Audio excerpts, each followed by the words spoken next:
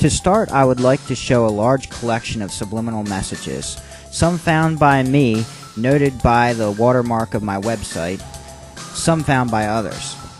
I would love to get right into the in-depth, meaningful questions. I can see by the comments I receive, though, that the base issues need to be first established.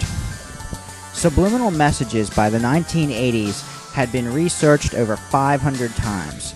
In the U.S., in 2007, $279 billion was spent on advertising. That's over 2% of our entire economy.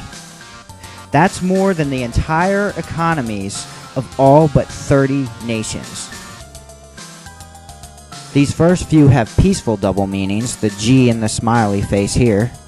It's an N, it's a W, and it's a compass pointing northwest. A bear in the mountain. A to Z, and a smile. This subliminal I found is a blatant sexual reference.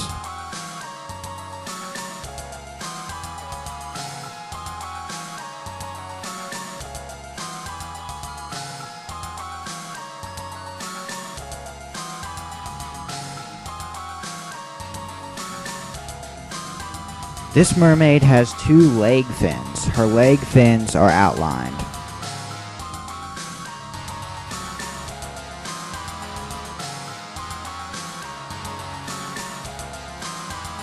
How does this image make you feel? Did you notice the smiley heart? And did you know the towel is the figure of a woman, I guess the mother?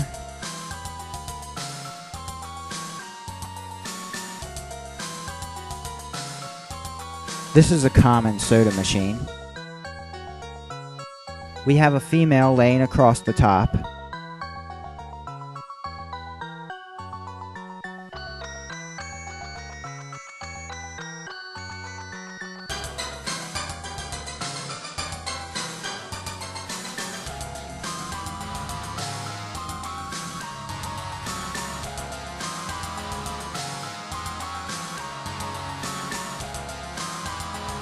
While shopping at Lowe's, I noticed this alien head on the water machine.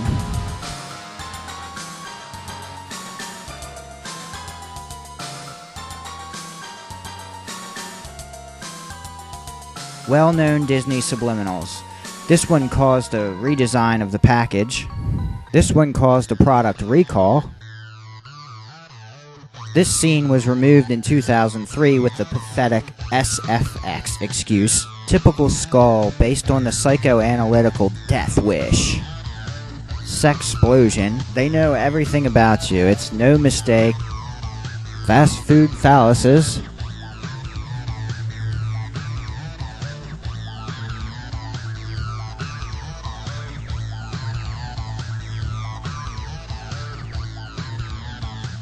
Do you see any of the 3 female sets of lips embedded in the background of this poster?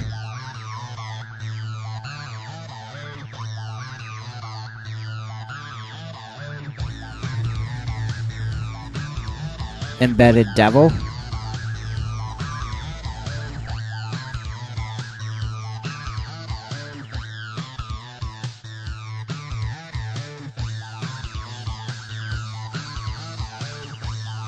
This product's only marketing strategy is sex.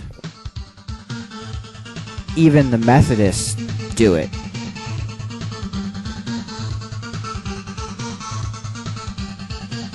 The passion is far more frightening. This is the nude goat woman Baphomet.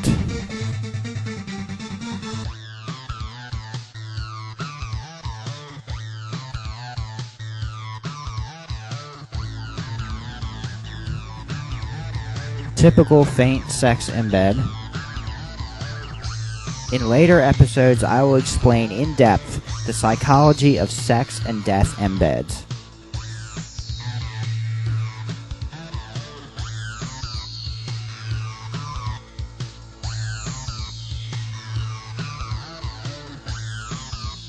These ads are from the 1940s and 1950s, which marked the beginning of subliminal embeds in ads. I will detail the history in a later episode.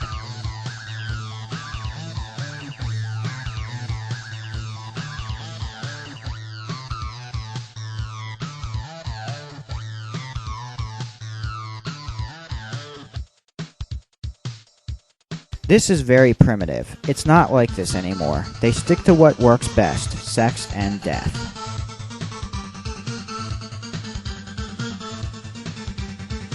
I'm always getting a bunch of misspelled insults as comments. 99% of the time, I've shown a subliminal in a movie or game that the viewer militantly identifies with. It's an amazing lesson in human behavior to see someone totally blinded by bias.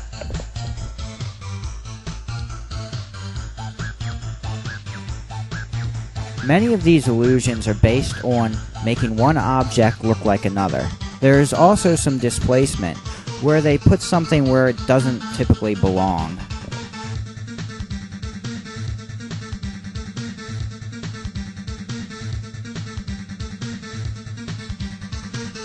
Easy to see subliminal sex.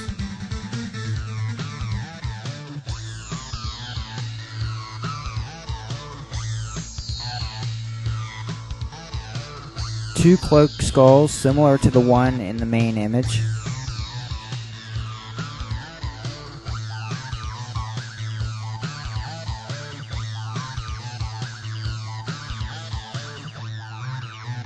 In Picasso's The Dream, the woman can be viewed two different ways.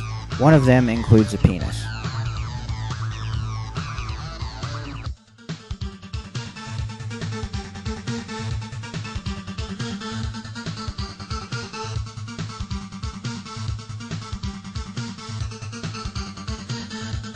These are very typical embeds for movie posters.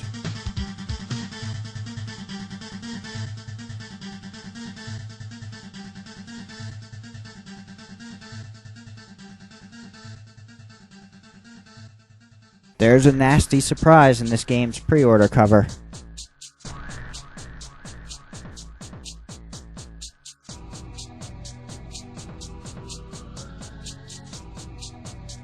This is the GameStop skin for the same game. Can you detect the written word? This one is almost amateur.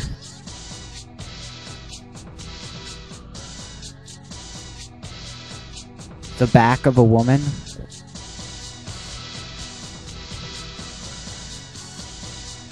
This is the other side. An artistically drawn face.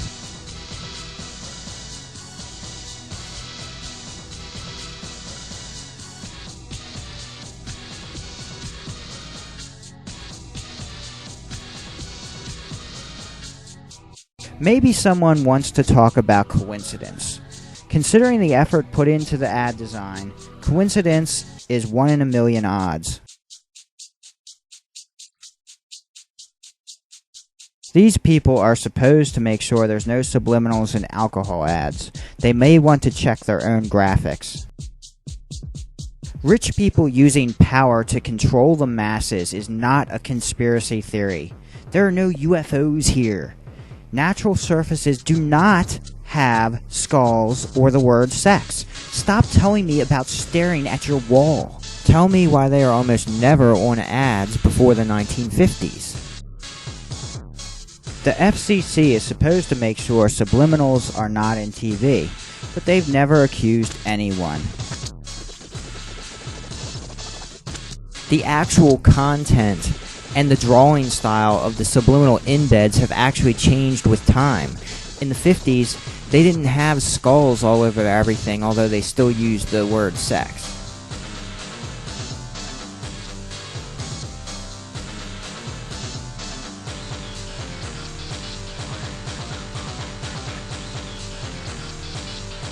Money has subliminals. We will explore why later. Subliminal sex in comics.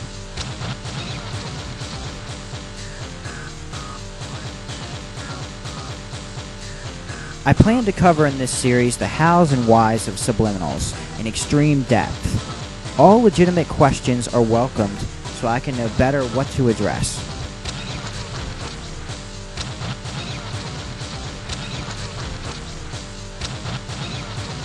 There is a small skull below the moon.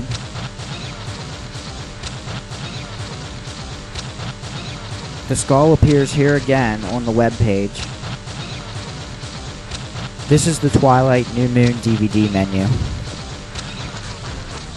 My wife also has the ability to find subliminals, and she helps me find material.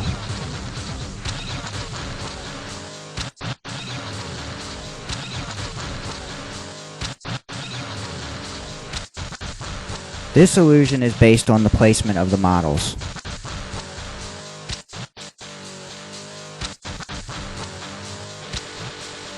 The picture coming up, my wife, my mother-in-law, is a famous illusion depicting a young and old woman both. Which do you see?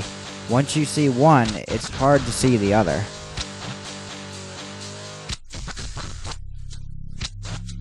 The following illusions are similar. Same type of illusion, a little more sexual. Don't take my word for it. Research subliminal sex or subliminal advertising. I will have book reviews in future episodes.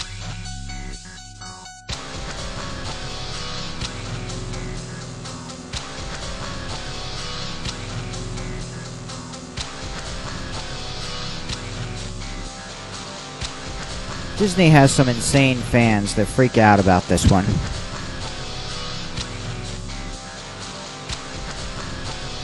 Many of my YouTube subscribers and viewers have personally told me they have the ability to see subliminals.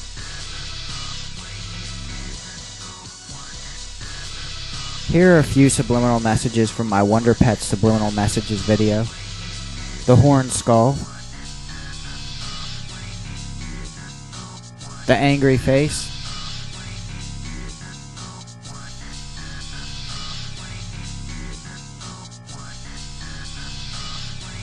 More horned skulls and a face in the bush.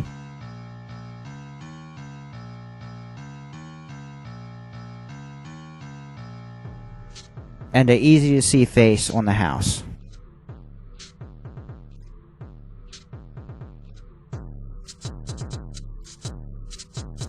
If you plan to attack me, be aware I bite back. Mindless insults only show me you are a clueless child.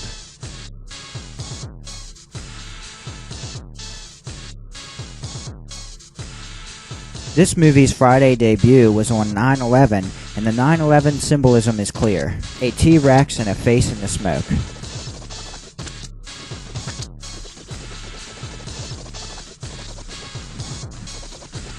I'm not even scratching the surface of how many of these are out there. Some people say, so, what's wrong with sex? Nothing.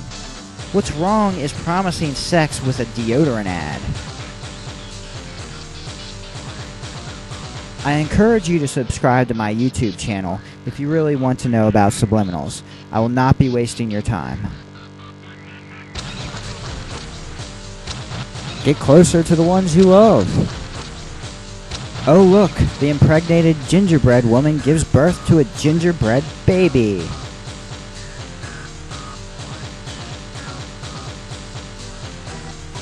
Here are some examples for artists in training that are from a leaked ad agency training manual. For people in denial, this is where you click the little X because this may be damaging to the idea that advertisers are anything but mind manipulators. This is the actual ad. This is the artist's concept drawing. An outline of the subliminal embeds.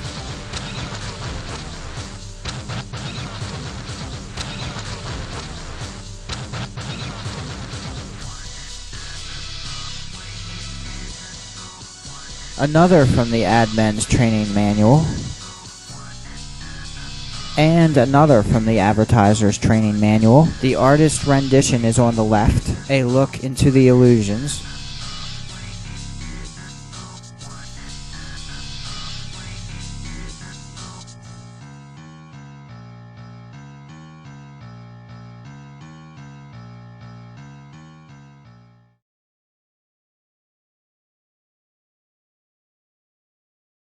We're going to look at actual documents, the leaked ad training manual. The ad itself seems innocent enough to conscious interpretations. A couple of young lovers enjoy a quiet lakeside sunset and a cigarette. Hardly enough emotional pull for one to risk the dangers of cancer. Since its conception in the early 1960s, the subliminal selling strategy for Kent cigarettes has been based on a variation of our top-secret hell cell theory, to visually promise the viewer salvation from death and the loss of one's very soul to the devil. It's an emotional hook that we've cast over and over again in varying forms for a variety of clients.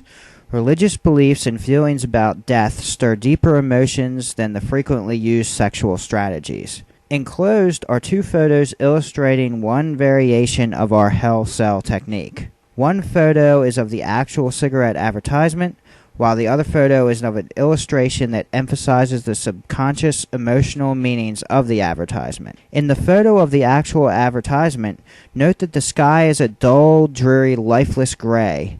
Had we so desired, we surely could have chosen a more colorful and romance-inspiring sunset. This dull, lifeless sky surrounds a weak glowing sun that is setting. The darkness is fast approaching. Further statements about the sun and its symbolism will be explained later in more detail. Just keep in mind that it's dreary and weakly glowing. The couple sharing this dismal, insipid sunset seen clearer in silhouette than in inner body detail. The man's facial silhouette has sharp features. His hair comes to a point above his forehead. His nose is sharp and pointy rather than round or piggish. The man's chin visually extended by his thumb. This chin area has been retouched so the chin and thumb are one. Focus on their joined hands. Note that their hands form the silhouette of a devil's face, very similar in shape to the man's facial silhouette. His pointy hair tip coincides with the devil's horn, man's left thumb. His long chin, with its retouched oneness with the thumb, coincides with the long chin on the devil's silhouette. The man is facing to the right, with a slightly downward, towards hell, tilt to his head. The devil's face, formed by their joined hands, pact of evil, is also facing to the right with a downward tilt. Notice that the female's head is also tilting slightly towards the man's. In this adds controlled context. The combination of the man's devilishly long chin silhouette, his thinking position, the devil's face silhouette of their joined hands, and the closeness of their foreheads tell the viewer at their subconscious level that they are in the act of observing some eerie mind-over-matter situation. To further aid in this interpretation, we've placed this devil's head-hand combination directly over the sun. The devil's head is visually in a superior, winning position over the sun. Near the lower portion of this weak glowing, about to go out sun, is a horizontal line that ends up at the sun's left edge. This simple line, placed below the blurred background horizon line, indicates that the sun is setting into the lake rather than behind the lake. The death of the sun, due to the satanic mind-over-matter powers, appears imminent. Of course, this is a physical impossibility at the conscious level. The sun symbolizes life itself. All life, as we know it, cannot survive without the sun. To visually eyewitness the end of life comes as such an overwhelming emotional jolt that the viewer's mind searches for a way to repress such matter.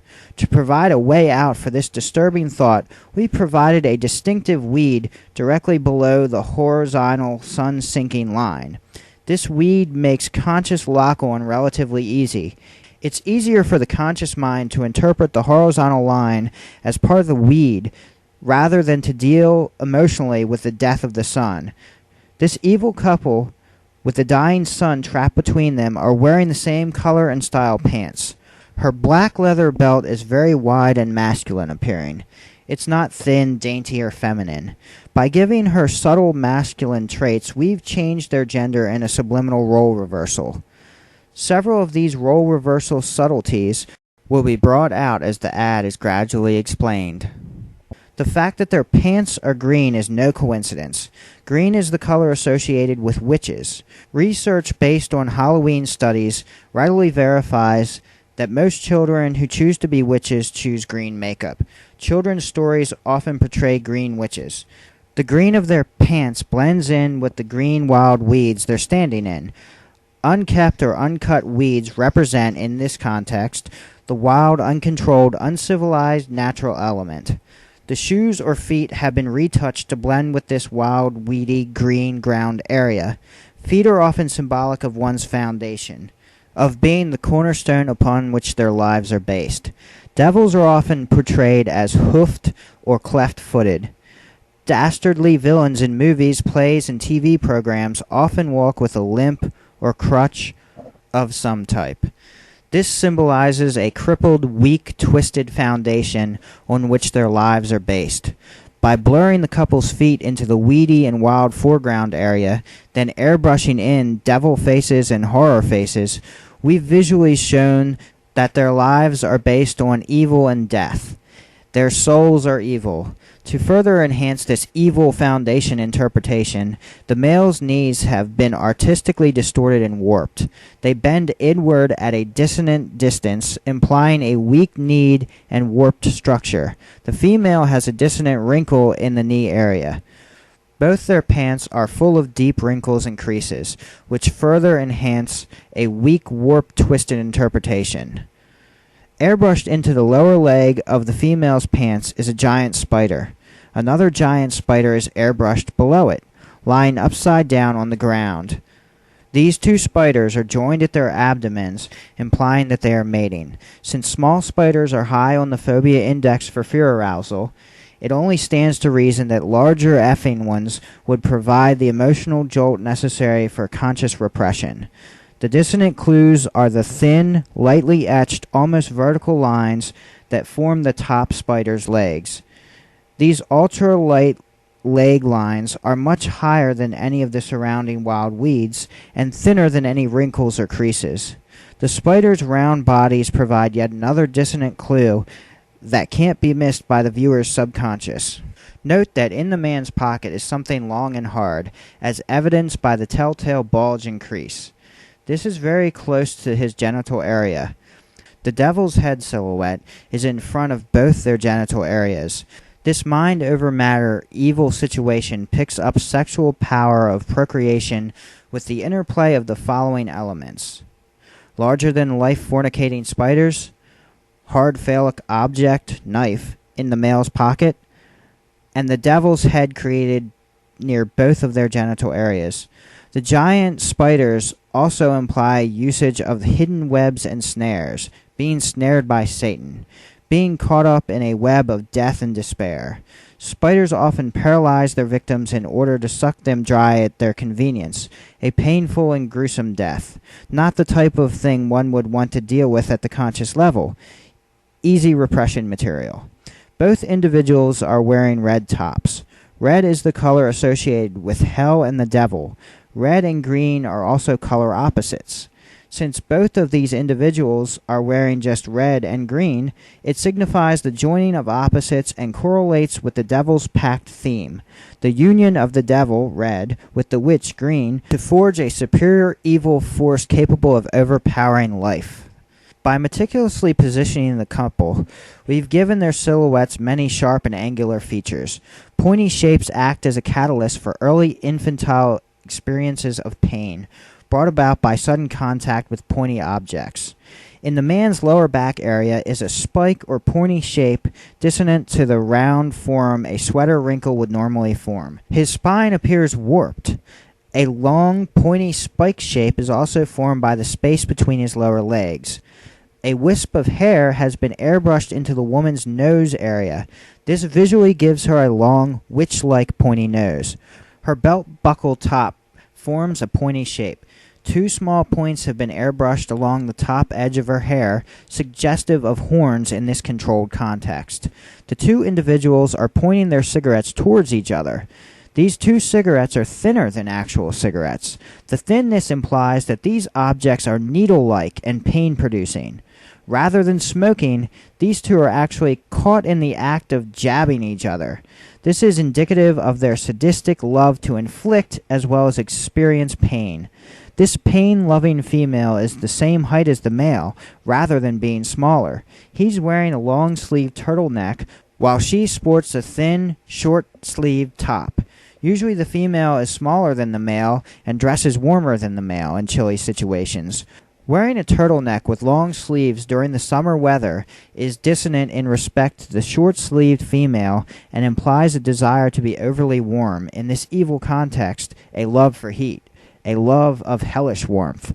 These dissonant elements in height and clothing are another subtle way to also convey gender role reversal. She is taller and hardier than most females, while he comes off as shorter and more weather sensitive than most males.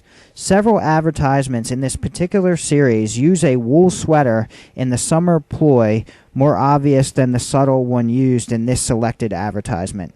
Again, the reader will have to take our word for that, what little it's worth, on this matter.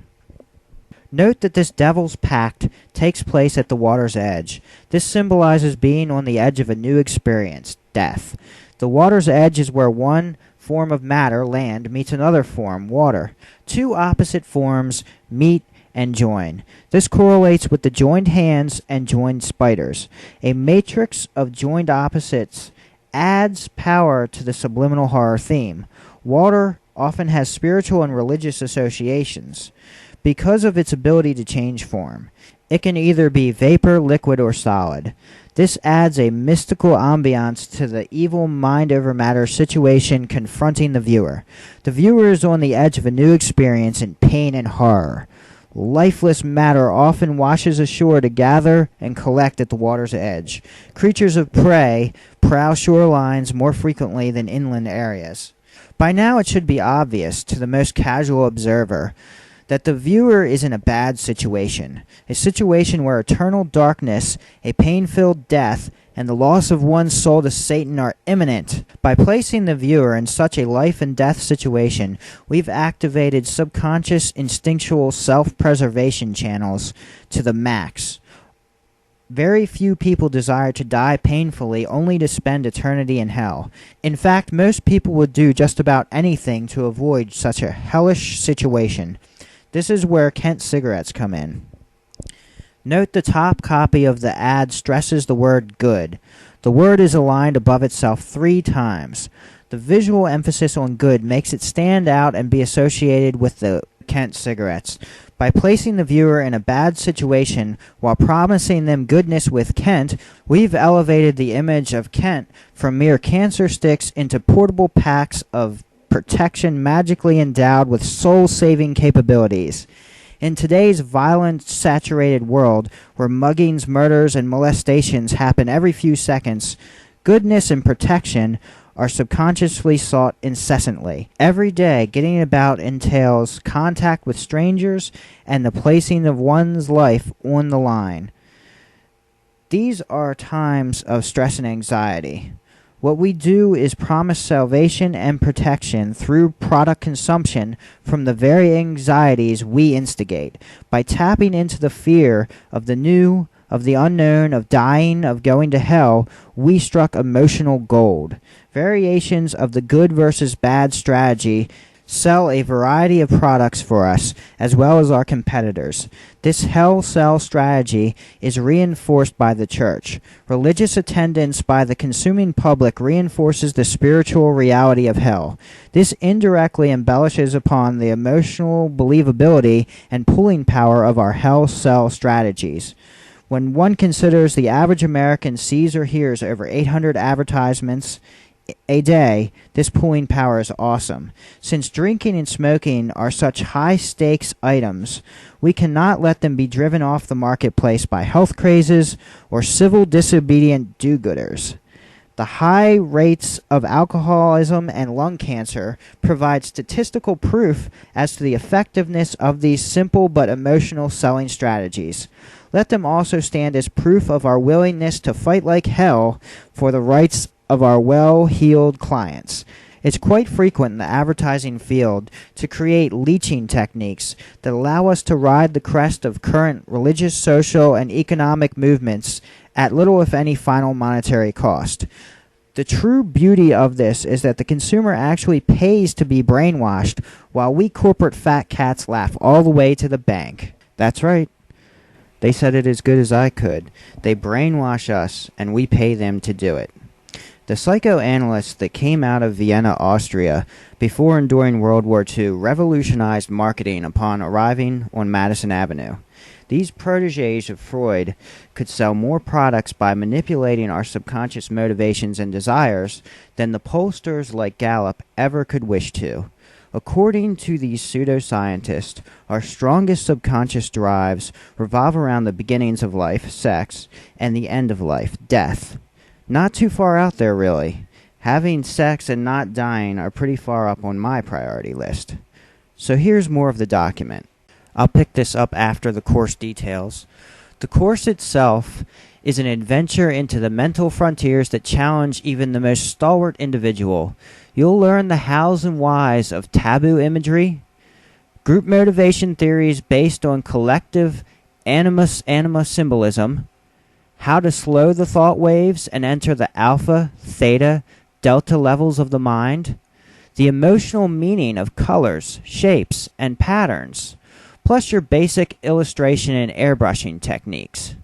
Techniques that will put your newly acquired secret knowledge to work for you. Initiation into the psychological concepts and manipulative stratagems of the art course often comes as a shock to those naive individuals the computer mispicked. 36% of all previous candidates dropped out in disgust within the first 3 days. Since there is no refund, we try to stress that certain squeamish types of people aren't suited for the psychological demands of this fast-paced, secretive business. Our main goal is to produce artists and idea personnel dedicated and obedient to the advertising necessities involved in regulating America's production consumption cycle. Man lives in an environment of symbols, and it's extremely important to understand something about the symbol-making process, because symbols are the raw material of human thought and all communication. Superficially, we think that words are the only form of communication because we live in such a highly verbal atmosphere. Yet in actuality, there is a far greater amount of nonverbal communication going on all the time through the use of other symbols than words. The enclosed photos provide an excellent example of some of these advertising necessities, and they visually sum up what our school is about. One photo shows a sexy blonde woman holding a cocktail glass. Just another pretty face in the crowd is the visual impact most observers have. Let's take a close look at the artistic strategy we've used to enhance the emotional trigger power of the advertisement. First off, the woman has sex appeal. Do blondes have more fun? The connotations are that blondes are more sexual, more easily seduced, and enjoy sex more than the other hair colors. Since blatant sexuality is the subliminal theme of this ad, the blonde hair helps to act as an emotional catalyst in ensuring a sexual interpretation by the viewer's subconscious. The satyr on the woman's collar or choker further enhances the subconscious theme of the ad. The satyr is an age-old symbol for man's baser instincts, his primitive, lustful dark side. The satyr identifies its wearer as being associated with instinctive eroticism. The choker around her neck is a visual indication of her submissiveness to the eroticism of the satyr. Since a choker closely resembles a collar, its submissive symbolism in this context is much the same. She will be obedient and docile as a dog in obeying the erotic desires of her master, the viewer. She is a sex slave. If we look closely, we see that the blonde woman is holding the cocktail glass in an odd or dissonant way. Her right hand is folded except for her index finger. Her index finger is extended and is pointing to the ice cube in the cocktail glass. Pointing is a way of directing someone's attention to a specific area or direction. In this case, it's the ice cubes. Airbrushed into the ice cubes are several erotic symbols. These symbols are designed to activate socially taboo thoughts and emotions in the viewer. By activating these deep instinctual thought processes, we guarantee our client the emotional involvement of the viewer or potential customer. We create the desire that can only be satisfied by product consumption. The symbols in the ice cubes may seem invisible, but hypnotic research has shown 95% subconscious pickup. The subconscious can take in an astounding amount of visual information. This information filters its way up to the consciousness by way of what is socially acceptable. The rest is to remain in the subconscious, where it later emerges in the form of desires and wants that are satisfied only through acts of consumption. The ice cubes, which your index finger points to, form an erect penis. These two cubes have been flesh-colored and can easily be seen from a distance of several feet once pointed out. Note how the penis angle is correct for proper virile erection. Since a penis in a glass is considered taboo, this image would be immediately repressed. People only see what they expect to see. The woman's lips are in close proximity to this erect, flesh-toned penis. The idea of fellatio is reinforced by the satyr blowing on a flute or phallic-shaped object. Oral sex is a commonly desired quest and fantasy of males of all ages. By retouching and airbrushing in this symbolic sexual message, we've elevated a mere glass of whiskey into a potent aphrodisiac. Next to this erect penis is a red cherry. Red is a hot, loud, and active color. On the right of this red cherry is a happy fornicating rabbit. This rabbit is an apt symbol for love and sex. It's common knowledge that the logo for Playboy magazine is the promiscuous rabbit. Male boastings of sexual prowess often include emphasis on the partner's ability to F like a rabbit. Note that the ice cube area surrounding the rabbit's engorged penis is a creamy white. The ice cube area above the cherry is also creamy white rather than a see-through clearness. In this ad's blatant sexual context, this creamy white color correlates with the creamy whiteness of sperm. Obviously, ejaculation by fellatio will be successful, enhancing the virility appeal of this product. Below the fornicating rabbit is a happy, smiling human face to symbolize a drink that tastes good and will make one happy. It also correlates with the love for oral sex, licking her lips in anticipation. Below this smiling face are several other penises in various stages of sexual excitement. To the left of these aroused penises are several female shapes with large breasts. The large breasts help activate instinctual maternal sucking impulses associated with the pleasure principle. The female shapes visually stimulate any repressed sexual desire in the viewer. The model's middle finger on her left hand is visually touching the genital area of the large-breasted female shape. The middle finger is associated with sex and sexual gestures such as FU. F being a sexual connotation implying intercourse. This touching of the genitals by her middle finger is subconsciously interpreted as being bisexual or impish, game for anything, in character.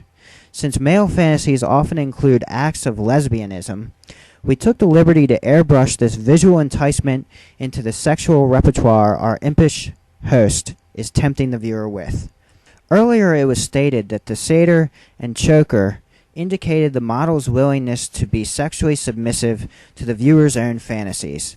To help aid in this submissive interpretation, we've instructed the model to look upward. This looking upward visually places her in a lower position than the viewer. In this context, it would subconsciously be interpreted as being on her knees or at the level convenient for oral sex. The large white areas of her eyes were retouched to match the exact hue of the white creamy ice cubes. Exhaustive research indicates the subconscious reads this as she has eyes for spurting sperm. She loves climatic pleasure. She's voyeuristic. Even the copy of the ad must correlate with the erotic theme. About midway through the copy, the wording goes, "the smoothest thing since skin." This correlates with the smooth skin of the penis that she's pointing to. The rest of the copy is quite sexual when placed within the subliminal sexual framework of the ad. It brings out the imp in all of us, refers to the releasing of primitive sexual desires and impulses found in every human. Here is the final example I have from the training document. This is another ad from the Kent Good Time campaign. It seems to employ the same hell sell technique previously covered. In this ad, the female is wearing the thick sweater. They have the mirror jabbing her in the head, which I would have thought is coincidence if they did not spell that out for me. Other horror features on her apparently are an embedded spider, a warped knuckle, and an evil eye. If anyone has these original ads or knows what year and in what magazines they were ran, please contact me. There's a subliminal penis near the woman's mouth. There's emphasis on both of their teeth.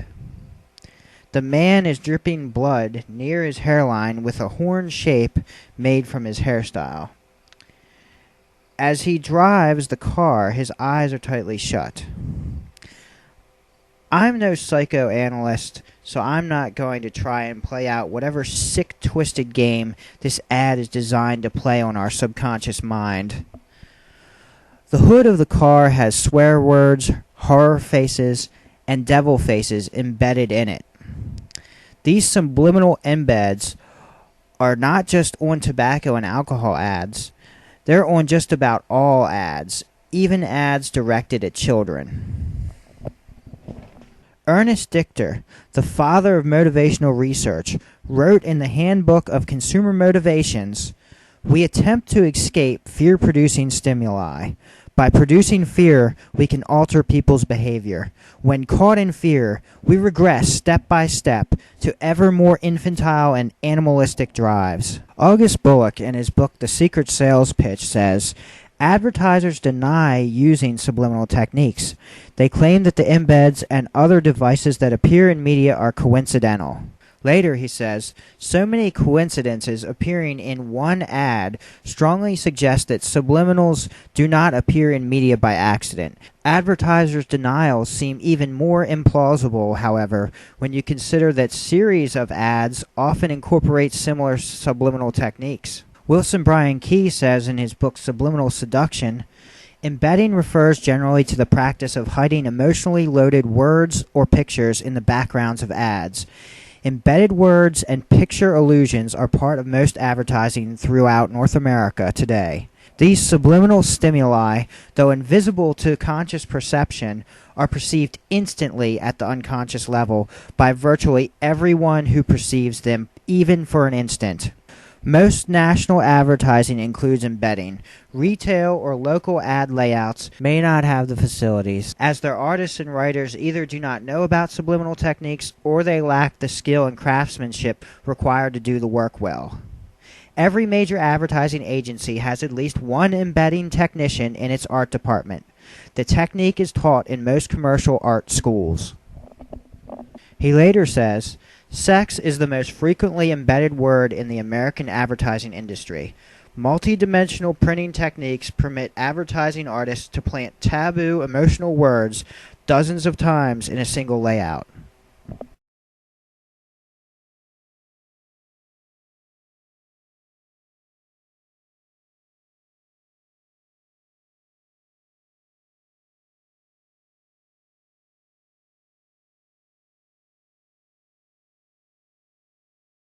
After reading the leaked ad training document and knowing that subliminal messages began before the 1957 James Vickery flashing Coke and popcorn debacle, I wanted to know the origins of subliminal messages and how they became acceptable to use on a supposedly free public. In the leaked ad training document, the advertisers say that they are regulating America's production-consumption cycle. Now we're going to find out how advertisers became social engineers, and where exactly these engineers are taking us. Optical illusions were discussed by Aristotle and also Plato. They agreed that the mind could be tricked into misinterpreting the data our senses took in. Aristotle was the first to suggest that consciously unperceived stimuli could affect dreams. Forms of hidden writing have existed as far back as 400 BC. It's very possible subliminally embedded art was first employed to send covert military communications or secret government correspondence. This would work well because it would be deniable encryption, meaning it would allow the users to deny something was encrypted with a secret message at all. This is my hypothesis, not a fact. Art may have involved hidden meanings from the beginning of art itself. That's not to say art itself is evil or sinister, but that it can be used as a tool of evil by a person with evil intention. Some would even argue that since the unconscious influences the conscious, an artist could unconsciously include subliminal imagery in an artwork without ever consciously knowing it. I have had at least 3 artists contact me who have brought up this possibility. Many artists saying something takes them over, or that they allow the unconscious to take over in a way that could be seen as similar to automatic writing, which has been used both as a way for the living to talk to the dead in occult practice and by Freudian psychology as a form of therapy. Sometimes when a subliminal message is found in art, it's misinterpreted, as in the case of Da Vinci's Last Supper, where the feminized John was painted as a woman as an attack on the church by Da Vinci, who once had to have a judge dismiss a complaint that he had sex with an underage male. There was no secret code. Optical illusions were popularized in 1826 by Johannes Müller, a psychologist who wrote 2 books on visual illusions. In 1857, an art movement came out of France called Symbolism. It lasted several decades. According to Wikipedia, the symbolist painters mined mythology and dream imagery for a visual language of the soul. That takes us straight to Sigmund Freud's publishing of The Interpretation of Dreams in 1899, often called his most influential book. Freud not only popularized the idea that man has an unconscious, but he also thought the unconscious made our decisions for us, and that man did not truly have free will. Freud called part of this unconscious the id. He saw the id as the only true self. He said is made up of animal desires and lacks personality and individuality. The id operates on the pleasure principle. It does not care about reality or anyone else. The concept of the id was put to film in the classic Forbidden Planet. The next part of the unconscious is the ego. Freud said the ego is there to satisfy the id's desire, but to balance that with social standards and reality. The ego is also part of the conscious.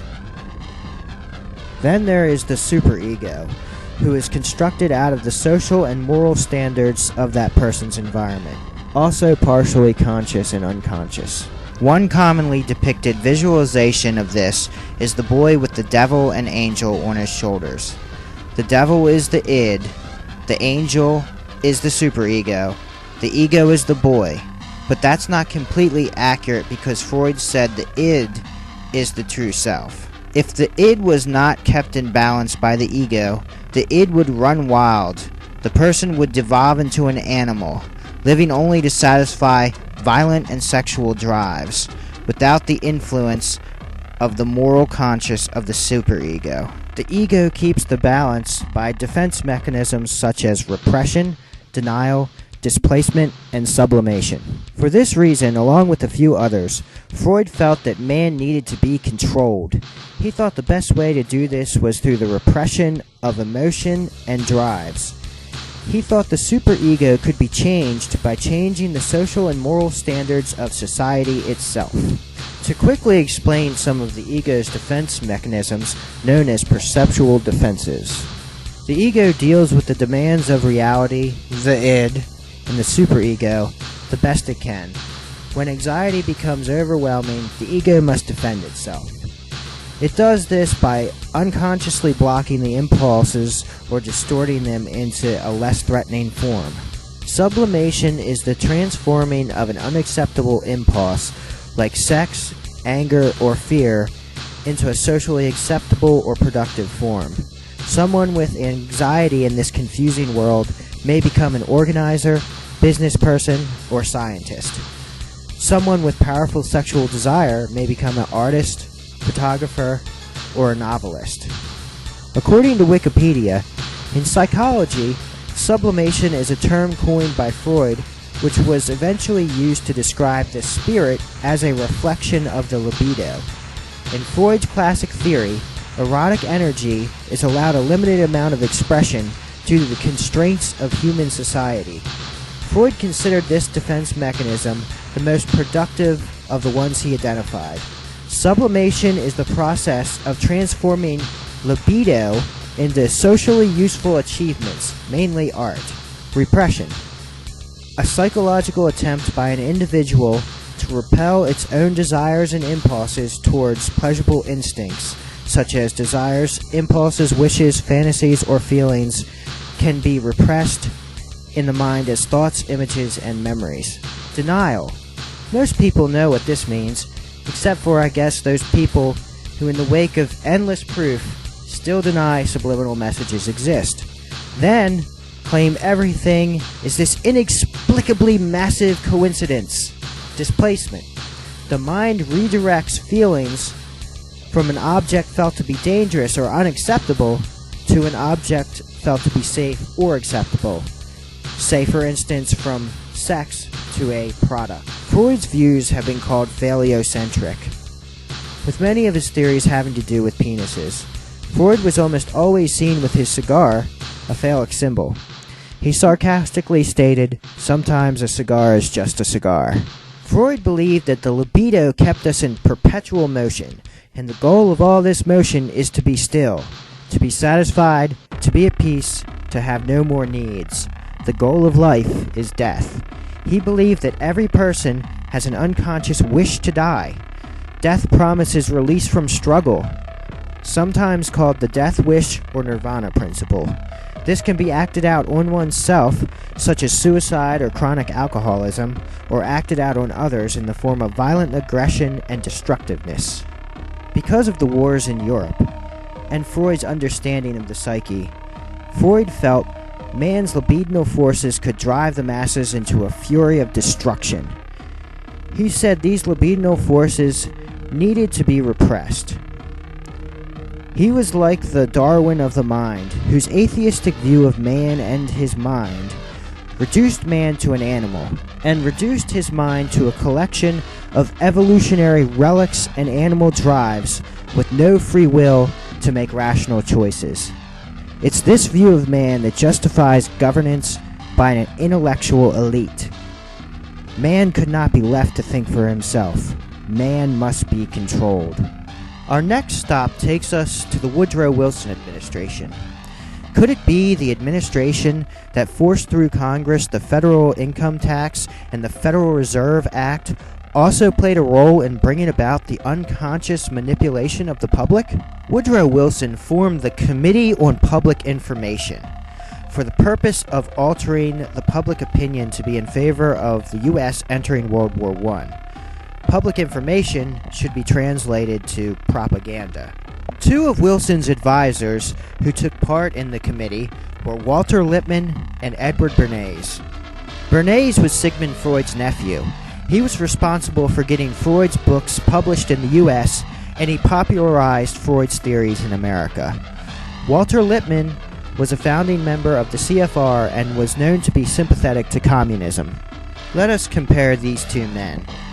Bernays was the father of PR, Lippmann the father of modern journalism. Bernays wrote the books Crystallizing Public Opinion and Propaganda. Lippmann wrote the book Public Opinion. Bernays wrote a book called Engineering Consent. Lippmann used the term manufacture of consent. Bernays was an Austrian Jew, while Lippmann was a German Jew. Bernays said, "As civilization becomes more complex, and as the need for an invisible government has been increasingly demonstrated, the technical means have been invented and developed by which public opinion may be regimented. With the printing press and newspaper, the telephone, telegraph, radio, and airplanes, ideas can spread rapidly, and even instantaneously, across the whole of America." Bernays said, "The American motion picture is the greatest unconscious carrier of propaganda in the world today. It's a great distributor for ideas and opinions. The motion picture can standardize the ideas and habits of a nation." Bernays also said, "The conscious and intelligent manipulation of the organized habits and opinions of the masses is an important element in democratic society. Those who manipulate this unseen mechanism of society constitute an invisible government, which is the true ruling power of the country. He also said, "We are governed, our minds molded, our tastes formed, our ideas suggested, largely by men we have never heard of. This is a logical result of the way in which our democratic society is organized. Vast numbers of human beings must cooperate in this manner if they're to live together as a smoothly functioning society." And also, our invisible governors are, in many cases, unaware of the identity of their fellow members in the inner cabinet. In his book Public Opinion, Walter Lippmann said that the manufacture of consent is capable of great refinements no one, I think, denies. The process by which public opinions arise is certainly no less intricate than it has appeared in these pages, and the opportunities for manipulation open to anyone who understands the process are plain enough. As a result of psychological research, coupled with the modern means of communication, the practice of democracy has turned a corner. A revolution is taking place, infinitely more significant than any shifting of economic power. Under the impact of propaganda, not necessarily in the sinister meaning of the word alone, the old constants of our thinking have become variables. It's no longer possible, for example, to believe in the original dogma of democracy, that the knowledge needed for the management of human affairs comes up spontaneously from the human heart. In his book, Lippmann compared the masses to a great beast and a bewildered herd that needed to be guided by a governing class. He described the ruling elite as a specialized class whose interests reach beyond the locality. This class is composed of experts, specialists, and bureaucrats. According to Lippmann, the experts, who are often referred to as the elites, are to be a machinery of knowledge that circumvents the primary defect of democracy, the impossible ideal of the omnicompetent citizen. The trampling and roaring, bewildered herd has its function to be the interested spectators of action, not participants. Participation is the duty of the responsible man, which is not the regular citizen, but an elite. Mass media and propaganda, therefore, are tools that must be used by the elites to rule the public without physical coercion. One important concept presented by Lippmann is the manufacture of consent, which is, in short, the opinion that the general public is not qualified to reason and decide on important issues. It is therefore important for the elites to decide for its own good and then sell those decisions to the masses. But what do these men have to do with subliminal messages? First, we must understand that what these men were attempting to do was written over 2,000 years before they lived. Their words and ideals match exactly those of Plato from 300 BC in his greatest work, The Republic. This republic does not resemble a modern republic. Instead, it's ruled by philosopher kings, who are the only people who can recognize what is truly good. In Book 6, he calls the masses a giant beast. He says to please this beast, you tell it what it likes is good and what it hates is evil. Plato envisioned a utopia that would be achieved when these philosophical elites took control. In Plato's utopia, private property is abolished, and children are never allowed to know their parents. This is a collectivist system. Plato's Republic has been blamed for the rise in totalitarianism in the 20th century, and also was a foundation for communism. Ayatollah Khomeini was thought to have based his role in the foundation of Iran's Islamic Republic on Plato's philosopher king. This collectivist system, ruled by an elite class, not only does not respect individual rights, it sees its citizens as beasts that need to be controlled and told what to think. On a side note to this is Masonic philosopher Manly P. Hall, who said, "The secret purpose of the Freemasons has all along been to bring about Plato's utopia that he called Atlantis, which would be led by a great philosopher king. In Manly P. Hall's book, The Lost Keys of Freemasonry, he says, when the Mason learns that the key to the warrior on the block is the proper allocation of the dynamo of living power, he has learned the mystery of his craft. The seething energies of Lucifer are in his hands. I just thought you might like to know why they see man the way they do. Wilson's Committee on Public Information was the primordial sea of subliminal manipulation. They recruited nationwide, bringing together top businessmen, politicians, journalists, academics, and of course, artists and advertisers. In 1917, in this committee, Freud's theories came together with political and business elites who felt they needed to control the public. Journalists, artists, and entertainers would be the foot soldiers in the war against independent thought. Now it was time to undo the American ideal of staying out of foreign entanglements. In a monumental propaganda campaign, the elites, by manipulating public opinion, now had the tools to take America wherever they wanted. According to Wikipedia, Bernays was one of the first to attempt to manipulate public opinion by using the subconscious. While most of the images of World War I propaganda I've seen are not high enough quality for me to tell if they are subliminally embedded, the casual observer can see the underlying sexual theme. In this one, a topless maiden requires rescuing. I'm not sure what this image is implying, but I'm sure it's manipulative.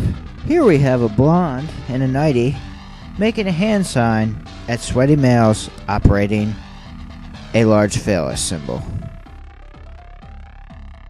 Both my wife and I initially thought she was removing her nightie strap.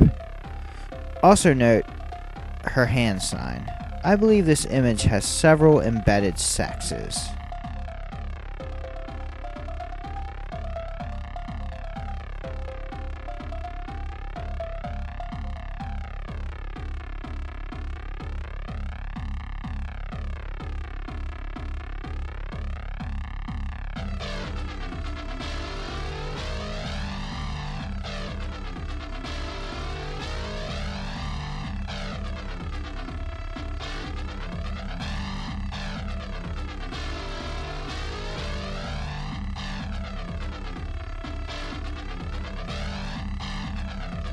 Next, we have an embedded image of a soldier who is looking into the eyes of the woman. Maybe that's why she's about to remove her clothes. What on the surface looks like someone saying a pledge actually has a double meaning.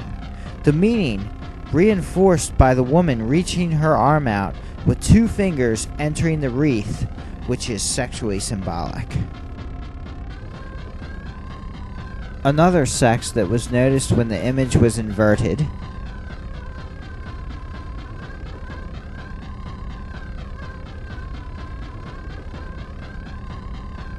Women in underwear must have been sewing a lot of bonds.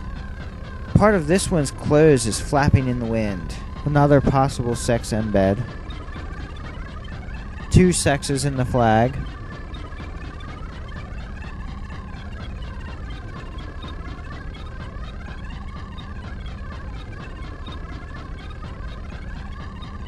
I noticed how oddly this one's hair was drawn right away. I mirrored the image to find a sex in her hair.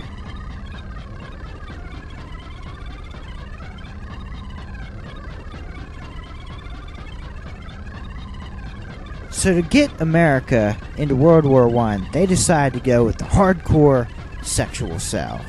In this 1917 Navy ad, they used the prove your penis is large tactic with this obvious yellow penis. They also embedded other strange images in World War II posters that I've shown in other videos, such as a man in a top hat, a bull, and a telephone.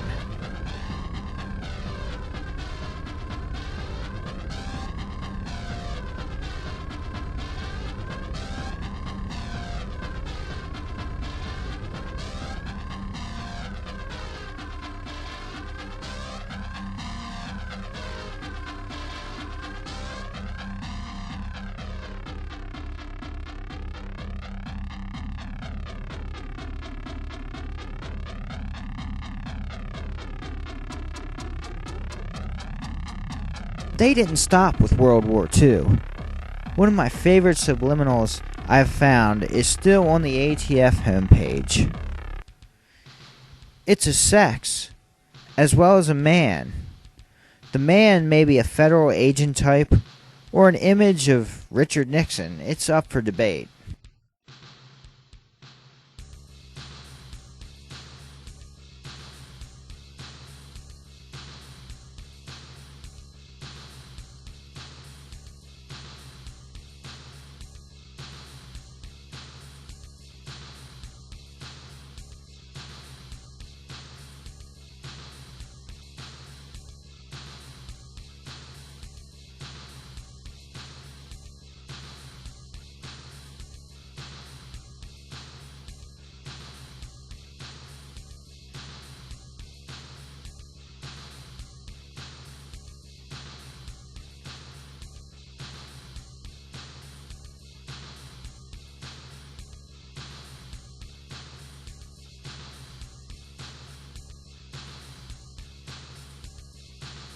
Propaganda after the war was converted to propaganda for profit.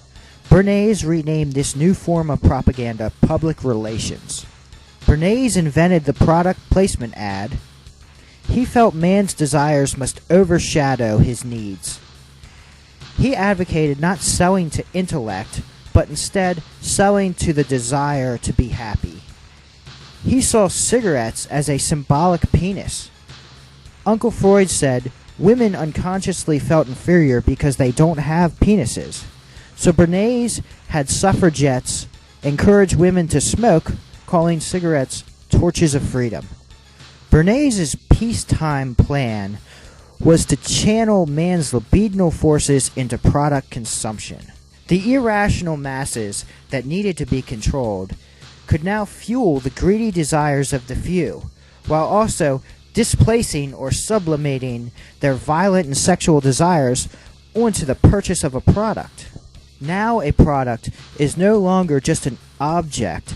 Now it can be a status symbol, a statement of how virile you are, of how large your penis is. It doesn't matter how far you go in debt, as long as you have proven how virile you are and how very large your penis is. This can easily be observed by watching the midlife crisis male buying that sports or luxury car that puts them heavily in debt. We now buy products to confirm that we're good parents, to become free, to make ourselves more sexually attractive, to provide ourselves with a reward, to enhance the female body image, as a solution to loneliness or nostalgia, to be a good wife, father, husband, and to become wise. The manipulators turned to business to fulfill the people's desires, and business turned to the psychoanalysts to increase their profits.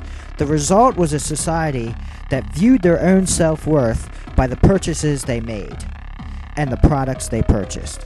Meanwhile, more artists and better artists were being hired and contracted to create commercial advertisements. One of the earliest known commercial applications of subliminal messages was on a 1916 cover of the Saturday Evening Post by Norman Rockwell. Wilson Bryan Key documented the subliminal sex on Rockwell's cover for the Saturday Evening Post, but according to Norman Rockwell, The Underside of Innocence, there are many instances of subliminal sexual embeds in other Norman Rockwell paintings as well. Some other subliminal embeds pointed out in the book Norman Rockwell, The Underside of Innocence, are several phallus symbols, androgynous characters, and implied incest between Rockwell's family members. One example of this is from later on in Rockwell's career when he did propaganda posters for World War II, one of them being Rosie the Riveter. Rockwell's Rosie the Riveter is somewhat transgender, as many of Rockwell's characters were. According to Norman Rockwell, The Underside of Innocence, the image is based on Freud's phallic mother, which I don't have time to get into. According to the author, Rosie's riveting gun is a phallus symbol.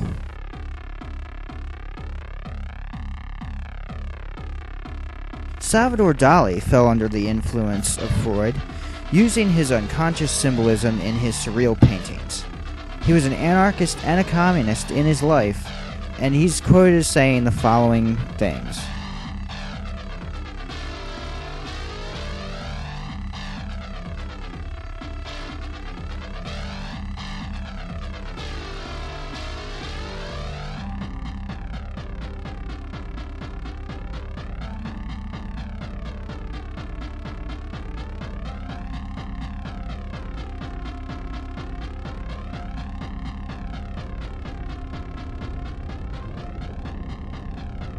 Now the subtle manipulation techniques of the artists and the musicians would be used by corporations to sell products to the masses. Now, instead of listing the product qualities, they list the emotional needs the product will fill. Ernest Dichter pioneered what was called the depth approach to motivational research, where ad focus groups were mentally probed for hours by psychoanalysts just as a mental patient would be probed. Ernest Dichter, in his book Motivating Human Behavior, said, "Much has been said about subliminal methods. Although they are not as dangerous as they've been made out to be, they are also not as ineffective as others pretend. However, we do not have to look for mysterious and magical formulas for flashing messages lasting 1/100th of a second on a television screen. What we can use instead, much more effectively, is background material, or something that is even more subtle, the ad behind the ad." On May 18th, 1956, the New York Times printed an article with Gerald Stahl, Executive Vice President of the Packaging Designers Council. He stated, "Psychiatrists say that people have so much to choose from that they want help. They would like a package that hypnotizes them into picking it up." He urged food packers to put more hypnosis into their package designing. In 1934, Dichter started a psychoanalysis clinic on the same street in Vienna as the now elderly Sigmund Freud lived. In 1939, upon coming to New York, Dichter offered several companies his talents as a psychoanalyst to help them gain customers. His first consulting job was for Esquire, where he told them to focus on the nude pictures in the magazine. Next, he told Ivory Soap that bathing was an erotic purification ritual. After that, he told Chrysler that American men saw a car as a kind of mistress. According to Freud on Madison Avenue, Dichter told Chrysler to put in sexual double entendre into its advertising. "It fits me like a glove, and you just slip in it," were two lines he suggested. During World War II, he became a program psychologist for CBS and did some anti-German propaganda. In Dichter's first book, The Psychology of Everyday Living, Dichter explained marketers had to address consumers' emotions, irrational behaviors, and unconscious drives, which were much more basic and powerful than logic. Ernest Dichter was made famous by the book The Hidden Persuaders. Some of his motivation techniques were phrase completion, association tests, and the Rorschach inkblot test. It was Dichter that came up with the great idea to put candy in the grocery store checkout lanes. According to Freud on Madison Avenue, Dichter's perfect world was the human being his or her own god. He said, "I like to think of man as a higher ape, an animal who loves to grasp, whose palm is an erogenous zone." Dichter told Ronson lighters that a flame was a symbol of sexuality. After reading that, I realized one of their logos was a figure ground illusion. One way it's a flame, the other way it's a vagina. Dichter invented the focus group. According to Freud on Madison Avenue, after the fallout from Vickery's flashing "drink Coca-Cola and eat popcorn," Dichter, who was a firm believer in the science of subliminal perception, was worried that Vickery's stunt would give motivational research a bad name. The book also says, no ID prober was better known than Ernest Dichter, who is busier than ever sticking his nose into consumers' collective unconscious. Dichter had achieved almost mythical status, with many in awe, if not afraid of the uber shrink. Dichter thought women bake cakes as an act of fertility. He recommended his clients emphasize a creative, fertile moment in their ads.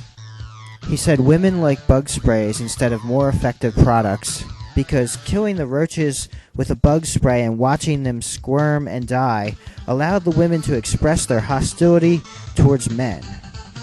In 1960, he published The Strategy of Desire, where he said, "Whatever your attitudes towards modern psychology or psychoanalysis, it has been proved beyond any doubt that many of our daily decisions are governed by motivations over which we have no control and of which we are quite unaware." He said, "About the only label most Americans look at closely are those disclosing the proof of the liquor they buy." Dichter told his clients to think twice about featuring more blacks in advertising, saying blacks wanted to see white models. In 1971, he published Motivating Human Behavior, where he claimed that continuous economic growth could solve all of the world's ills: poverty, nationalism, racism, war, and even destruction of the environment were no match for the happiness to be found in consumerism. Vance Packard said in The Hidden Persuaders, "The kind of tomorrow we may be tending toward in the merchandising of products may be exemplified by the use of depth probing on little girls to discover their vulnerabilities to advertising messages. No one, literally no one, evidently is to be spared from the all-seeing, big brotherish eye of the motivational analyst, if a merchandising opportunity seems to beckon." In The Hidden Persuaders, one critic of Dichter's motivational research said, "Unless all advertising is to become simply a variation on the themes of the Oedipus complex, the death instinct, or toilet training, we must recognize that the motives which we deal with should be the manipulatable ones." This is yet another verification of the use of Freud's theories in advertising. In Motivating Human Behavior, Dichter said, "We were asked to help in motivating big companies to become interested in donating to Planned Parenthood. His advice to them is to present the problem in managerial terms. A product, in this case, children, are produced." He also told them to present Planned Parenthood as a more complicated and even more exciting project than a trip to the moon. How would you like to go to a different kind of moon? The moon of social, psychological, and political problems. Then he says, present overpopulation as a problem of negligence and stupidity. Most intelligent people react vigorously when they become aware of the possibility of continuing a mistake just on the basis of stupidity. In the final chapters of the book, Dichter tells us how to manipulate voters and how to unify Europe. One of the most interesting things about this book is the cover. It has a completely absurd subliminal message on the front. The figure on Dichter's book, when taken out of the background, is equipped with punk-style hair, breasts, a miniskirt, a bracelet, and even boots. The fact that the lines are pink reinforce my interpretation. So the scientific or pseudo-scientific foundation of subliminal messages would be based on several of Freud's theories, such as how the subconscious works, libidinal forces, drives, dream symbolism, penis infatuation, the Oedipus complex, defense mechanisms such as denial, repression, displacement, and sublimation. The philosophical basis for subliminal messages may have began with Plato's bewildered herd, but was modernized by two agents of propaganda who would entangle America in its First World War, Edward Bernays and Walter Lippmann. This new powerful propaganda would harness man's animal drives into productive causes such as going to war and immeasurable profits. The final component of this all-powerful weapon was the actual communication. The artist had been contemplating uses of dream symbolism and the language of the unconscious mind since the 1800s, and also the copy or slogan writers who will tell you anything for a buck. So the primordial sea and the evolution of subliminal messages would seem to be the Wilson administration's Committee on Public Information, the same administration that snuck by the income tax and the Federal Reserve System, the same administration that attempted to form the framework of a world government with the League of Nations. Now, after nearly 100 years of refining, is the public now a harnessed beast to be led where the elite social engineers see fit, even if that's to war, poverty, famine, or death?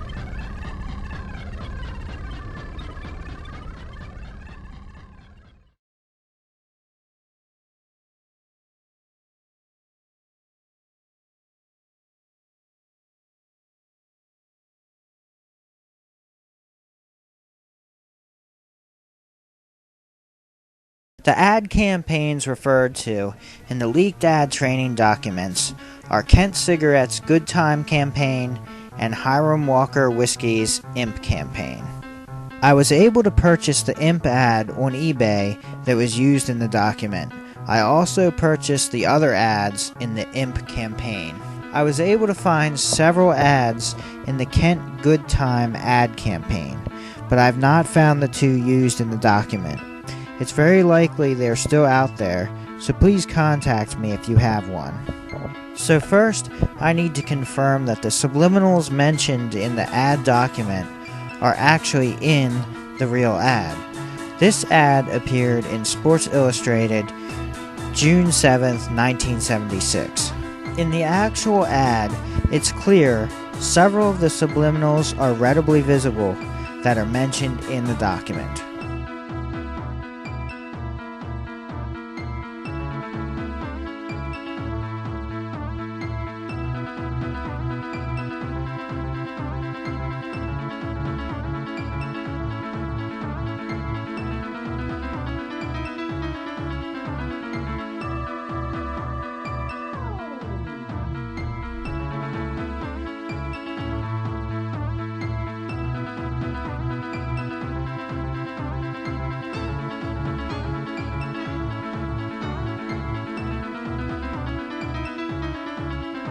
In this ad, from the same campaign, we have another woman whose eyes have been whitened and whose drink holds a subliminal penis.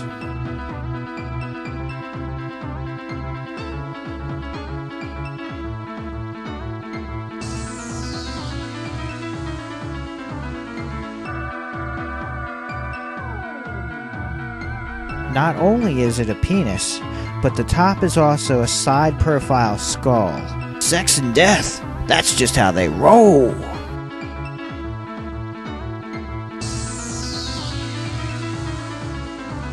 Then we have a shark getting ready to eat a little guy. So we can assume something like this is expected to have a subconscious effect. Notice her pointy fingernails. The sharks might be symbolizing that this woman is a man-eater. We have the word sex airbrushed across the model's face, then typical sexes in the clothing.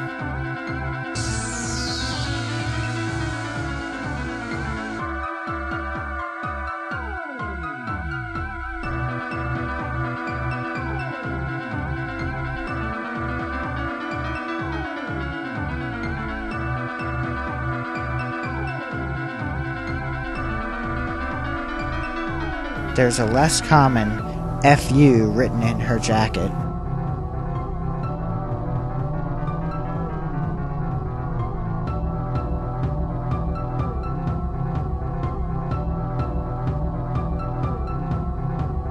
The illusion of this ad relies on the fact that the model is not grasping the handle of the glass. She is actually grasping something that lurks behind the glass. The object is not a shoulder, as your filter would have you believe. The flesh behind the glass has another meaning. The true meaning of this ad is that this wet female is raising a penis to her mouth. In this case, a strand of hair adds detail. But beyond this simply being a scene of fellatio, we also have several other subliminals. Another penis is located here, but this penis is okay because it's equipped with a smiley face. It's ridiculous because the smiley penis is very apparent once pointed out. The document mentions the imp girl's middle finger. This one's middle finger is between Pan's legs. There's a skull inside the fruit ring.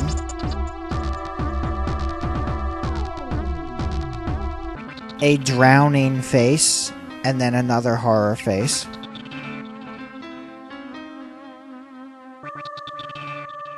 This ad I think of as the hippie version of the imp ad. While not as overtly sexual, it has the word sex large and clear.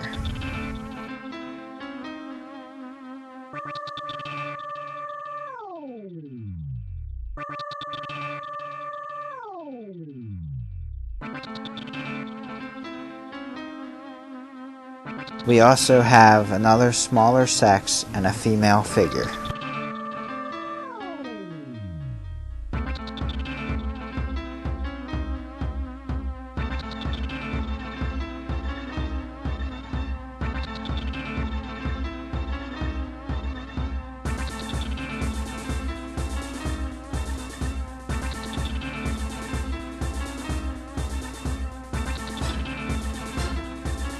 The impression that I get is the woman's fingers are spreading something.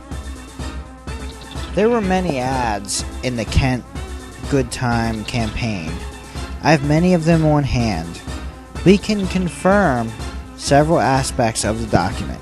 I purchased several of the ads, but there are many more that I have not examined. While I cannot replicate the sick, twisted narrative of the satanic couple, I've found many subliminal messages, so many that claiming coincidence can only be done by the willfully blind.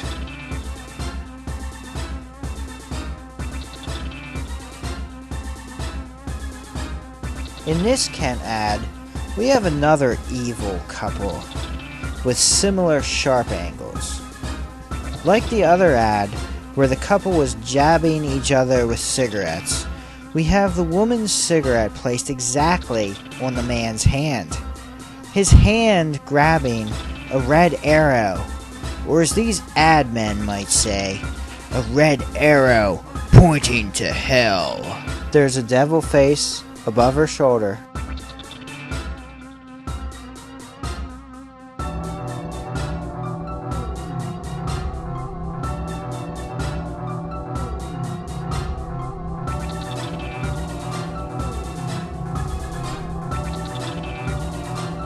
And a sex.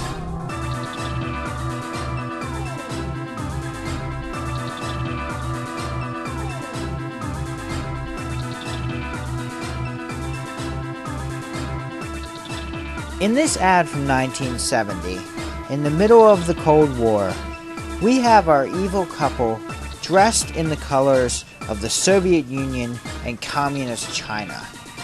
We also have the gender reversal because the man has fluffy white golf club covers, while the female's clubs are wooden with a phallus below them. They said they had made the cigarettes more narrow so they would seem needle-like. In this ad, the cigarette the man is jabbing himself with is 20% more narrow than the female's cigarette. We have a sex airbrushed into the woman's face.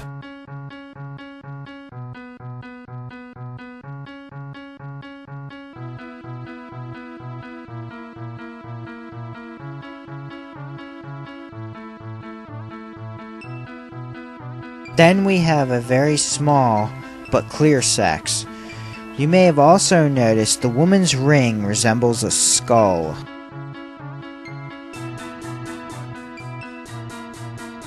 Here we have another couple in communist colors. The man's hand and leg positioned to look like genitals.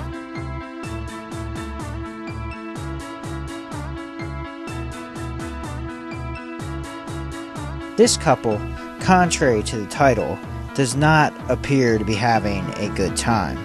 The woman is huddled over a cup of coffee and looks like she's not enjoying the cold weather. We have some embedded sexes that are fairly visible. The best way to see these is to first lock onto the S, or sometimes obvious straight lines of the X, before attempting to see the whole word. Once you identify the shading of one letter, the others will become apparent.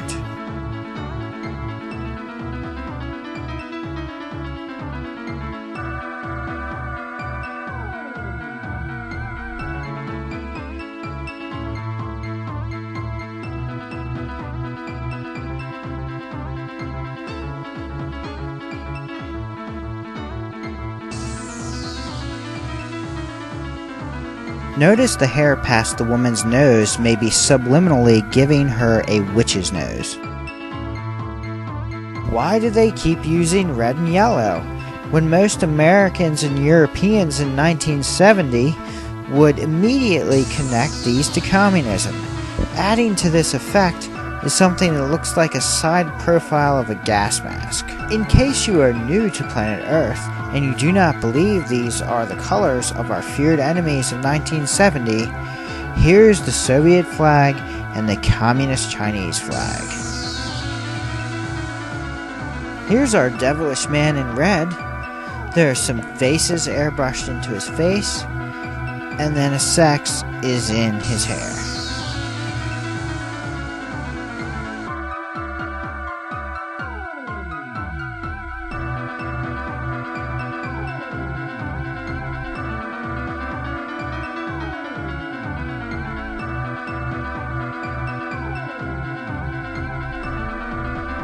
In this ad, 3 short years after the Cuban Missile Crisis, we have the caption, "Brighten up your taste."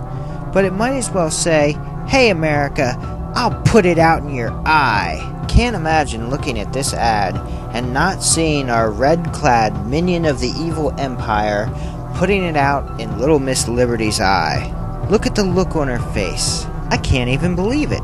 This is an actual ad and no one notices what the ad is showing? Did anyone complain? How can this be interpreted any other way? Oh, we just happened to line up Miss America's eye with the tip of Satan's cigarette. Even her visible eye is wincing in pain. The sharp angle of his hairline creates a horn. Another horn is created by a ray of sunlight. The front of her hair can also be seen as a flame coming off of the cigarette. There is also a sex which is hard to see.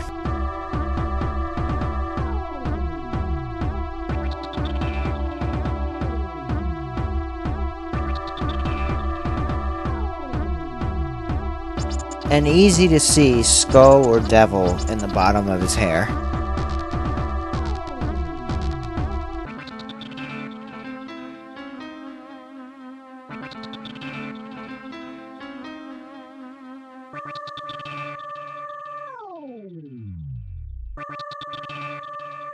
Also notable is the position of the highlighted part of his hand, which could subconsciously be perceived as a penis.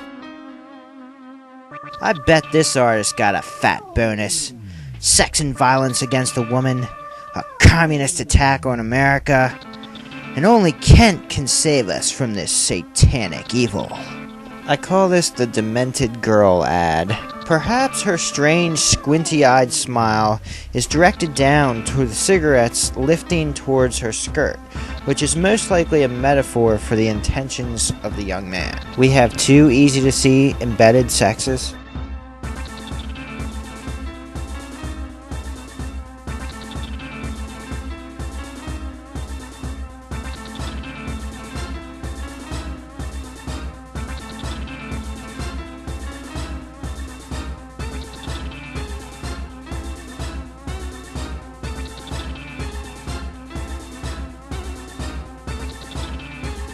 How long will it take you to figure out what's wrong with this ad?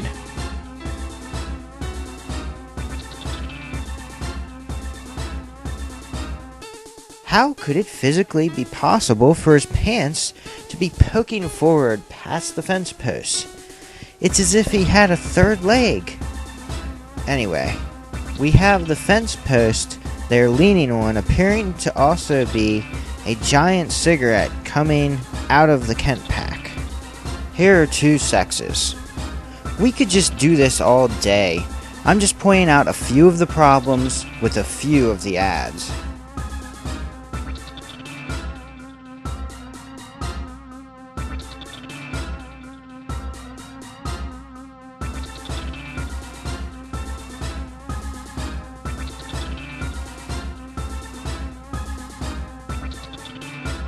Two more sexes.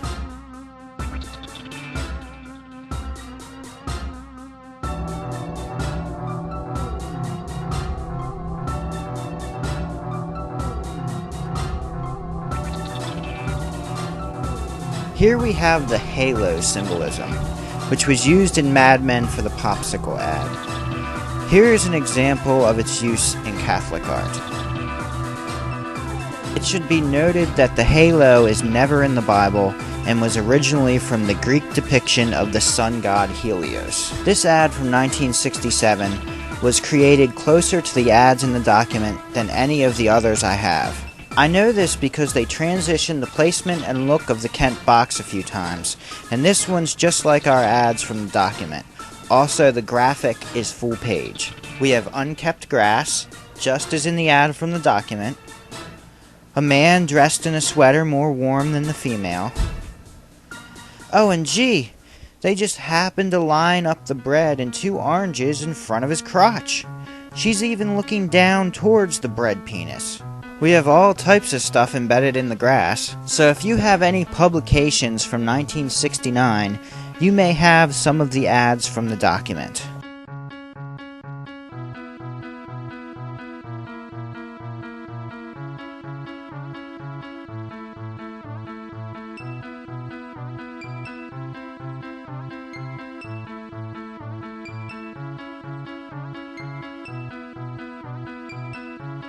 There is some subliminal smoke drawn in the grass.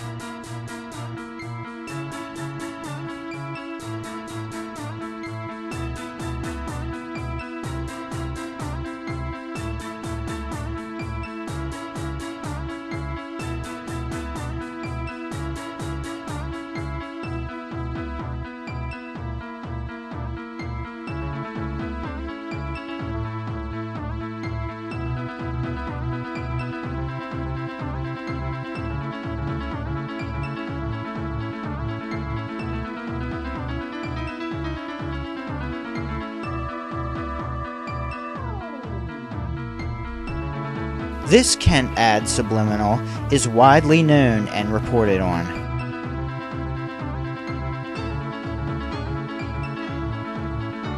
The document talked about the male being weather sensitive. Wearing a sweater was an element that was used repeatedly.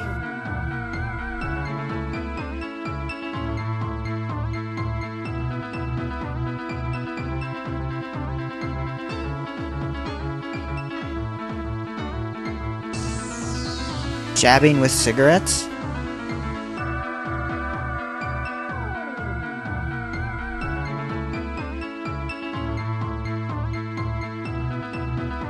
Devilish characters? Embedded devils and horror faces?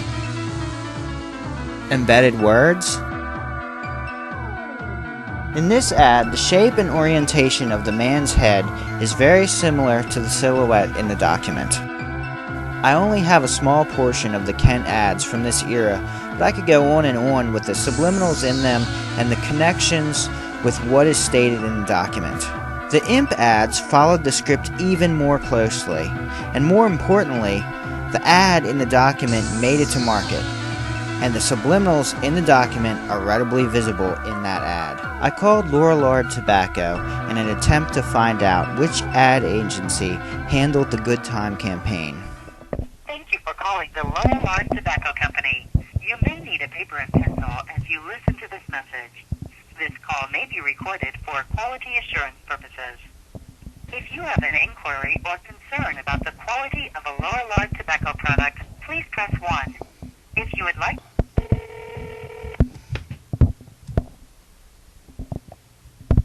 Lorillard Customer Relations, may you please?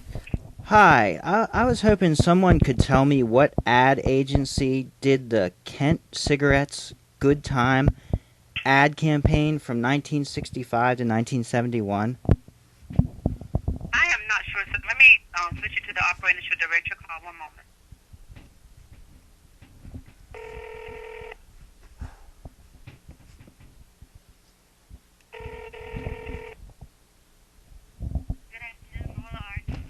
Hi, I was hoping someone could tell me what ad agency did the Kent Cigarettes Good Time ad campaign from 1965 to 1971. Oh, sir, I don't have any idea, sir. Just a moment.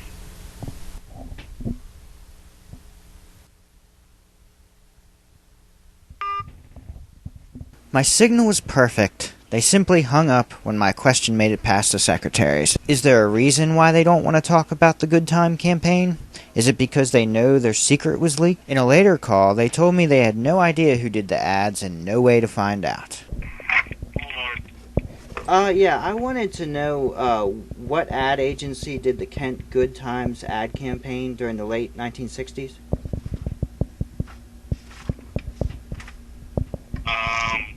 You must have the wrong number. Is this Lorillard Tobacco? Yes. Who are you trying to get in contact with? I just asked the question and the secretary, I called your main customer service line. Uh-huh. And they transferred the call to you. Okay. I don't know why they transferred it to me. Hold on just a second, okay? I'm going to get you a number. Okay. All right? All right.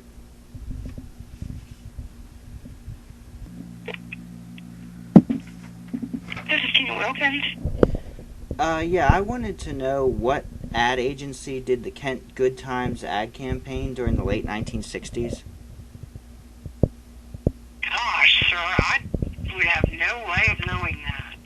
Really? Is there how about just like Kent's, what agency did Kent's advertising during the late 60s?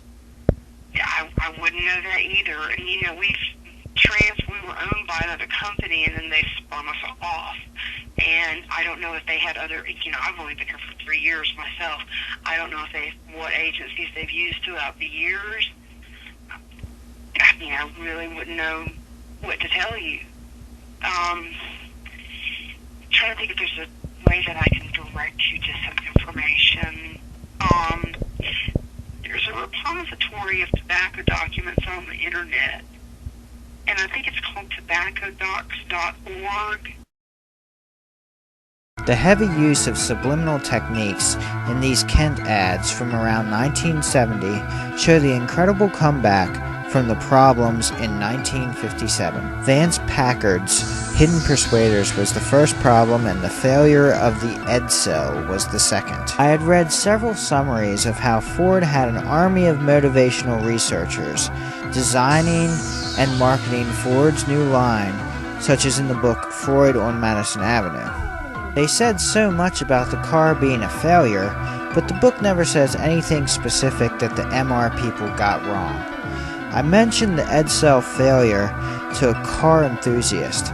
He told me that there was a fairly well-known reason it failed. So what was the reason for the biggest bomb in automotive history? Well, I was told people thought the front grille looked like a vagina. That was too good.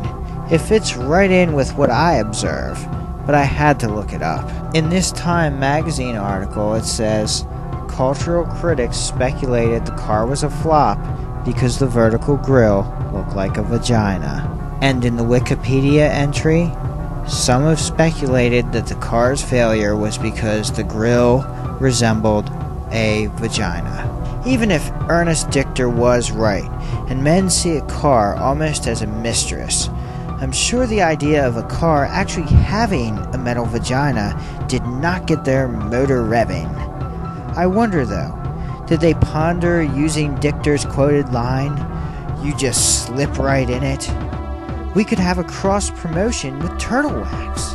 Maybe you think the naive people over 40 years ago might fall for this stuff, but this could not be done to us in the information age. But technology has advanced quickly.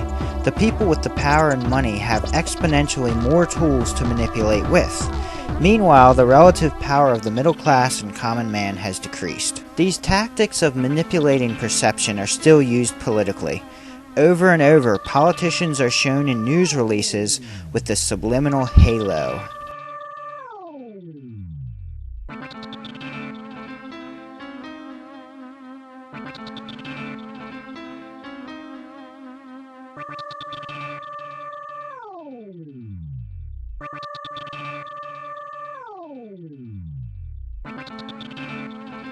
Or even as Christ.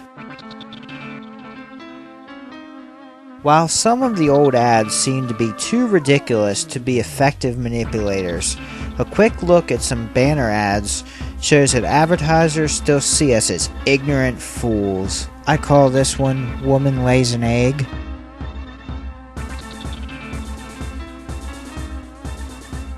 Wait, how do we stay asleep? So a bunny rabbit will keep me asleep all night? Okay, so the most I can gather is if you're a woman, having a lesbian lover will help you sleep through the night. The reason I'm using this one is because the picture resembles what is called a death mask. Subconscious shopping, a new ploy. Their hypnotic shop will deploy an array of strategies to touch people's subconscious and make them buy.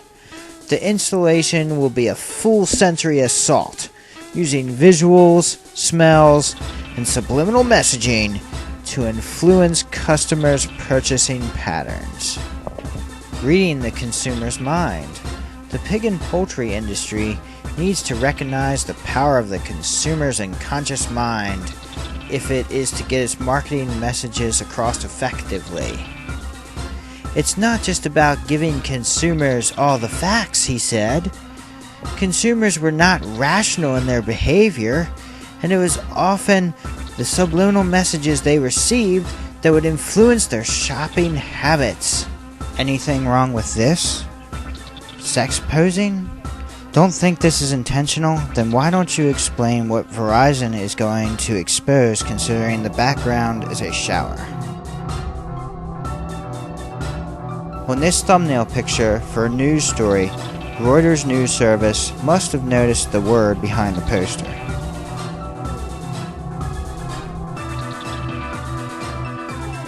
The advertisers told Congress that they did not use subliminal messages because they did not work, but almost every study shows that they do work. UK Telegraph. Researchers found that briefly displaying words and images so quickly that people do not even consciously notice does nevertheless change their thinking. They found it particularly effective with negative images and words which could alter a person's mood. This is from a study from the Netherlands. Could anger make people want things more? Participants watched images of common objects such as a mug or pen appear on a computer screen. They were unaware that just before each object appeared, the screen quickly flashed either an angry, fearful, or neutral face. These subliminal images tied to an emotion to each object.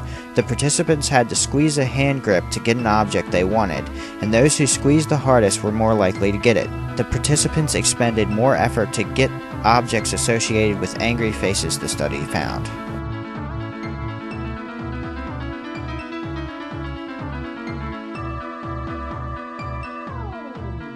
More and more I see manipulative banners being used on news websites.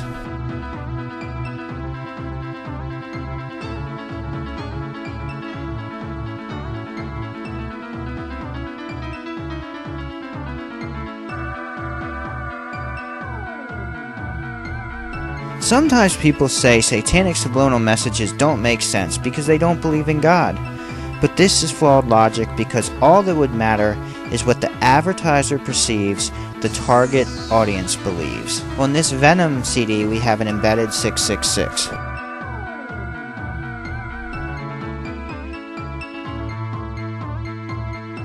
This Sting album also features a 666.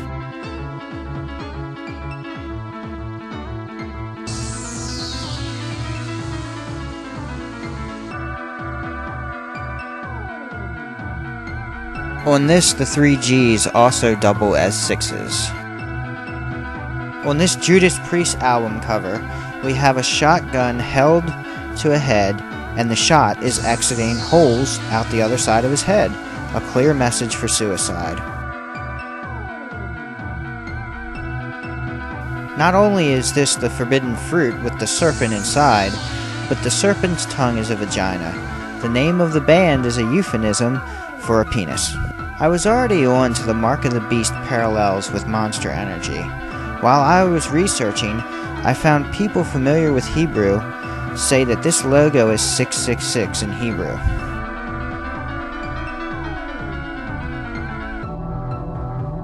This is reinforced by the tagline, "Unleash the Beast."